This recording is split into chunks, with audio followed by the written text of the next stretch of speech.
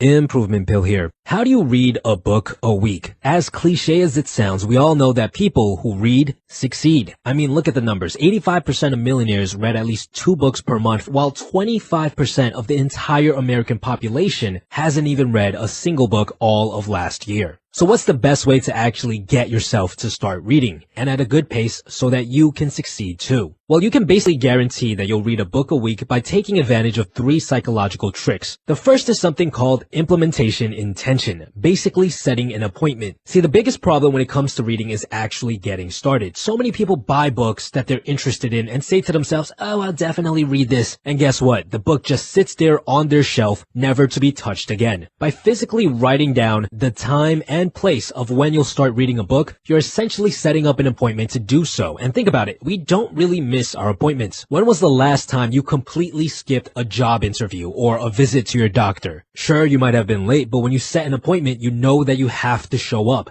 And you usually do. The second psychological trick to reading a book a week is to use what's called chunking, basically breaking down a big task into smaller ones. One of the main reasons people start reading books and never finish is because the task seems way too big. It feels like we can't do it. Just take a look at the average nonfiction book, which is about 200 pages long. How long do you think it takes to read that entire thing in one sitting? You're probably thinking 10? 15 hours maybe? Well, in reality, the average human can read a 200-page book in about 5 hours, which means you really only have to spend 45 minutes a day reading, which probably accounts to just a chapter or 2. So instead of saying, okay, I'm going to read tomorrow right after lunch at home, it's much more effective to say, okay, I'll read the next chapter tomorrow after lunch at home. When you break down a book to its chapters and even further to its subsections, which most nonfiction books have, then your brain will no longer see it as a huge obstacle that you have to overcome. Instead of thinking, oh my God, this is going to take forever, you'll think, that's easy, I can definitely do that.